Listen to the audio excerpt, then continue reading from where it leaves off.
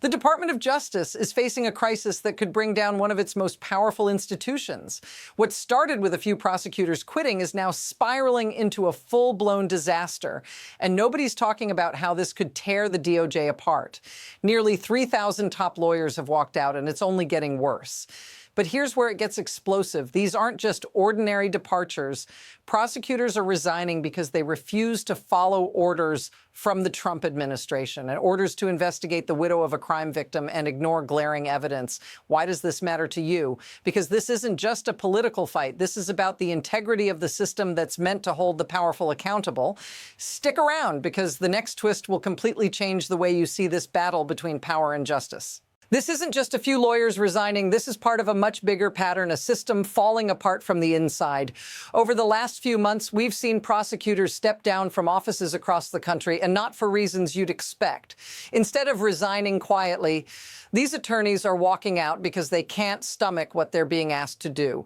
Imagine working in a system meant to deliver justice and then being told to ignore a victim's rights, to twist the law to fit a political agenda. What happens when the very people in charge of upholding the law refuse to play along? This isn't just a Trump problem. It's a crisis of credibility, one that could shake the entire legal system to its core. Now, here's the most shocking part.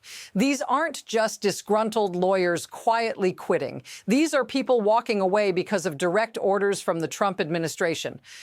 And those orders, they go against everything the justice system is supposed to stand for. Take the case in Minnesota, for example. Prosecutors were ordered to investigate the widow of Renee Cole. They refused. And they didn't just leave, and they made it clear why. The real bombshell: they chose to leave rather than carry out orders they believed were morally and legally wrong.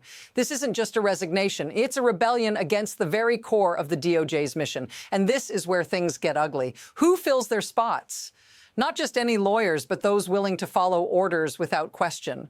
And when those lawyers start taking power, things start to change, and not for the better. As the situation intensifies, it's clear this isn't a one-off incident. It's part of a much bigger and dangerous trend. We've seen similar moves before, but nothing like this scale. Think back to how government institutions have been used to settle political scores in the past. This isn't about justice anymore. It's about power. We're watching a slow burn of a once respected institution being molded into a tool for personal vendettas and political gain. And it's not just happening in Minnesota. This same pattern is showing up in every corner of the country, with more and more lawyers being pushed out for the crime of doing their job. What does that say about the future of law enforcement when the very people who should be investigating crimes are now leaving in droves? But it gets worse. The pushback from these prosecutors isn't just a protest.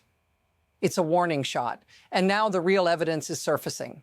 Take the latest example.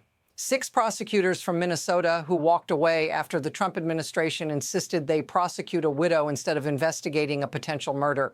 Let that sink in. A case that could have been a major federal crime is now being ignored, all because of political pressure. This is the point where the system starts to crack, when law enforcement is forced to pick sides, not based on what's right, but on what fits the narrative. And even more troubling, those who remain are now faced with a stark choice: follow orders or risk being next on the chopping block. This isn't just about one case anymore. This is a battle for the soul of the Department of Justice. Things are moving fast and the pressure is building. In Minnesota, we're not just seeing resignations. We're seeing a full-on crisis unfold. Prosecutors quitting, new hires with questionable loyalties, and the DOJ itself being weaponized to settle scores. But it's not just about Minnesota anymore. This pattern is spreading like wildfire across the nation. From coast to coast, we're seeing similar pressure on top lawyers, pressure to either comply or step aside. And now, with each new revelation, we're starting to see what happens when people in power lose control. The system begins to crumble. When you're more concerned about pleasing the political elite than enforcing the law, you've crossed a dangerous line. So what happens if this continues? The integrity of the DOJ is on the line, and if these cracks widen, who will be left to hold the powerful accountable? Now let's take a step back and think about the real-world impact. This isn't just some political squabble happening behind closed doors. This is something that will affect everyday people like you. When the very institutions meant to protect us and enforce the law become tools for political warfare, the consequences are real. Imagine living in a state where your governor and mayor are being targeted, not for their actions, but for simply supporting the rights of their citizens to protest peacefully. This is where we all get caught in the crossfire. Ordinary people are now stuck in the middle of a political fight they didn't ask for. It's about more than just a battle for control. It's about what happens when the rule of law becomes just another political weapon. If this feels familiar to you, say so in the comments. The fight for justice affects all of us, whether we realize it or not. But let's not get lost in the outrage. What's really at play here is a system being gamed, and it's a lot more calculated than just a political fight. This isn't just about Trump or his administration. It's about the machinery behind it. The real issue lies in the leverage and incentives that drive these decisions. When the DOJ becomes a political tool, it's not about justice. It's about spectacle.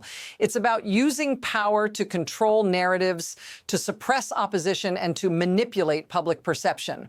Here's the unsettling truth. This isn't just happening in one corner of the country. It's happening everywhere. And it's happening because the system is designed to allow it.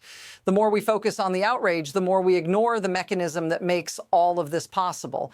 And if we keep ignoring that, we're setting ourselves up for a much darker reality. So where do we go from here? The path forward is anything but clear. On one hand, we could see a push for accountability, a resurgence of the rule of law that restores the DOJ to its proper place.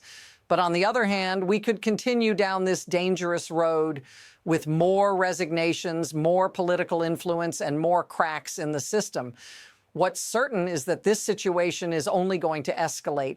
The more people see how the system is being hijacked for political gain, the harder it will be to trust it. And the more these cracks widen, the harder it will be to put the pieces back together. It's clear that momentum is building on both sides, but where this ends, that's still anyone's guess. This is the bottom line. What's happening inside the DOJ right now isn't just a political drama. It's a direct threat to the integrity of the justice system itself. When prosecutors are forced to choose between following the law and following orders, we all lose. And as this battle between power and justice rages on, one thing is clear: the stakes are higher than ever. What happens next will determine whether the DOJ remains a pillar of our democracy or becomes just another tool for political control. Stay tuned. This story isn't over, and what's coming could change everything. If you want to keep up with these developments, don't forget to follow and subscribe. We'll be diving deeper into the next twist in this ongoing battle for justice.